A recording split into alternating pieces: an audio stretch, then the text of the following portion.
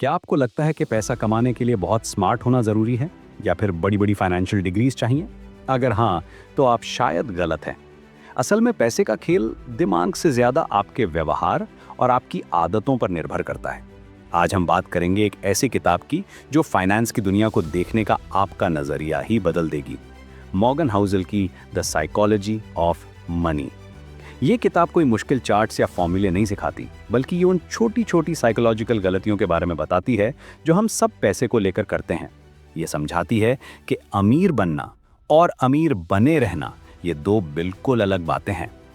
किताब की सबसे पहली और सबसे ज़रूरी सीख ये है कि फाइनेंशियल सक्सेस एक सॉफ्ट स्किल है।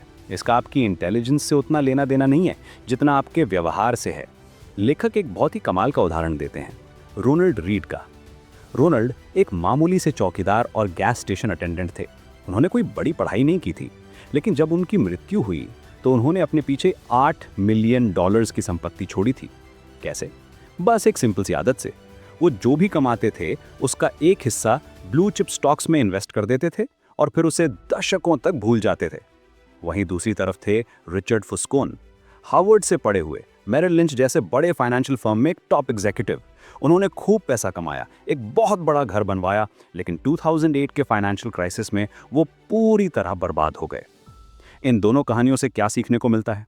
यही कि पैसा कमाने के लिए आपको जीनियस होने की जरूरत नहीं है, आपको बस डिसिप्लिन्ड होने की जरूरत है। आपका व्यवहार आपके ज्ञान से कहीं ज्यादा मायने रखता है। किताब का दूसरा बड़ा आइडिया है अमीर बनना और अमीर बने रहना। ये दो अलग अलग स्किल्स हैं। अमीर बनने के लिए आपको थोड़ा रिस्क लेना पड़ता है, आशावादी होना पड़ता है और मौके पर चौका मारना पड़ता है। लेकिन अमीर बने रहने के लिए आपको ठीक इसका उल्टा करना पड़ता है। आपको थोड़ा डर कर रहना पड़ता है। ये मानना पड़ता है कि जो आपने कमाया है वो किस्मत से जा भी सकता है। अमीर बने रहने का मतलब है सर्वाइवल। इसका मतलब है कि आप ऐसी कोई बेवकूफ़ी भरी गलती ना करें जिससे आप गेम से ही बाहर हो जाएं।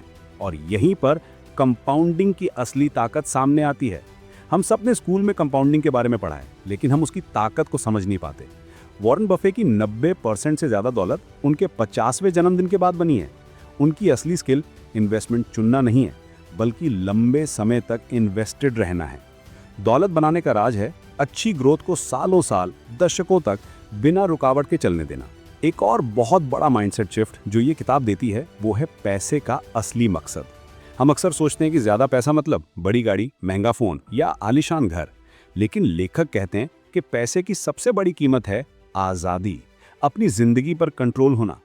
ये ताकत कि आप सुबह उठकर ये कह सकें, आज मैं जो चाहूँ वो कर सकता हूँ, ये किसी भी महंगी चीज़ से कहीं ज़्यादा कीमती है। जब आप पैसे को चीज़ें खरीदने का जरिया नहीं, बल्कि अपनी आज़ादी खरीदने का जरिया मानने लगते हैं, तो आपके सारे फाइनेंशियल फैसले बदल जाते हैं। तो ये तो हो गई कुछ बड़ी बातें जो किताब सिखाती है, लेकिन सवाल ये है कि हम अपनी रोज की जिंदगी में क्या बदल सकते हैं। चलिए, 3 बहुत ही सिंपल और प्रैक्टिकल स्टेप्स देखते हैं जो आप आज से ही शुरू कर सकते हैं। पहला, पे योरसेल्फ फर्स्ट और उसे ऑटोमेट कर दो। इसका मतलब है जैसे ही आपकी सैलरी आपके अकाउंट में आए, उसका एक तय हिस्सा, चाहे वो 10% हो या 15% हो, तुरंत एक अलग सेविंग्स या इन्वेस्टमेंट अकाउंट में ट्रांसफर हो जाना चाहिए। इसे मैनुअली मत करो, ऑटोमेटिक ट्रांसफर सेट कर दो। इससे पहले कि आप उसे खर्च करने के बारे में सोचें भी, वो पैसा आपकी नज़रों से दूर हो जाएगा। ये बचत करने का सबसे आसान और सबसे असरदार तरीका है। दूसरा, अपना इनफ डिफाइन करो। मतलब ये तय करो कि आपके लिए फाइनेंशियली फ्री होने का क्या मतलब है। सोशल मीडिया की वजह से हम हमेशा दूसरों से अपनी तुलना करते रहते हैं। कोई नई गाड़ी ले रहा है, कोई वेकेशन पर जा रहा है। इस दौड़ का कोई अंत नहीं है। इसलिए एक कागज़ पर लिखो कि आपके लिए इनफ कितना है।